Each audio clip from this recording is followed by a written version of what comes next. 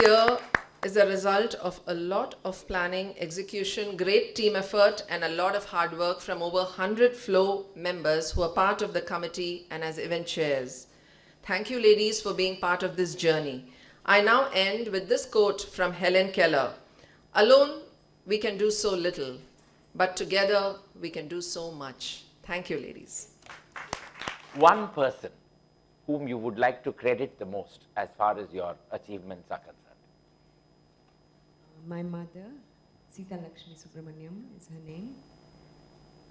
So she, I think, had decided even before I came into the universe that if she had a daughter, then she would make her sing, make her learn music.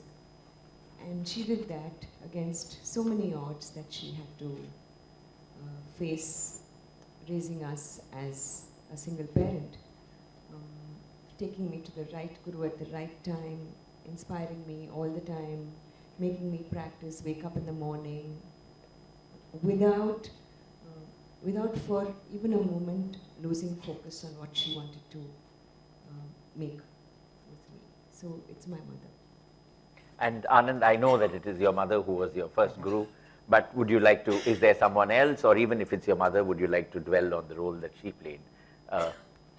Sure. Well, I learnt chess from my mother when I was 6 years old.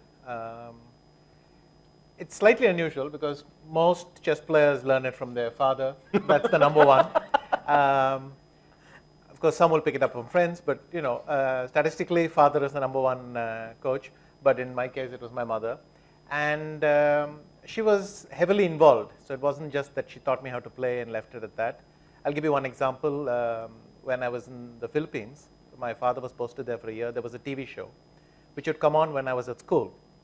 So she would write down the entire chess lecture, write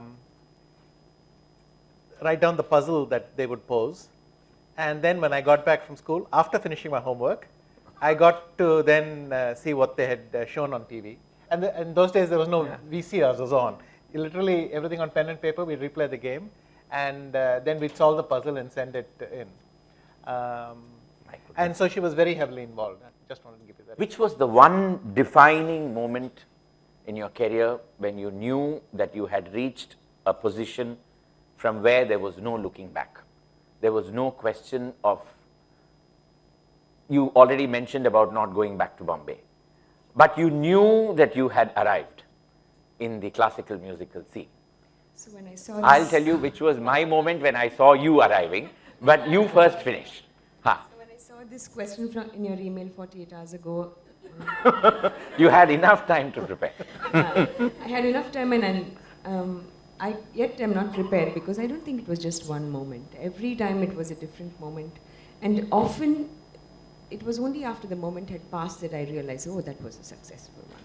For example, the first ever time I remember singing in the Mylapore Fine Arts with an audience capacity of 600 people. There were 6 people sitting there that day, and 2 each for 3 of us, the violinist, mridangist, and myself. But that moment when the curtains opened and the 6 of them clapped was a big thing, and after the concert there was more celebration than I ever thought. So that was one moment.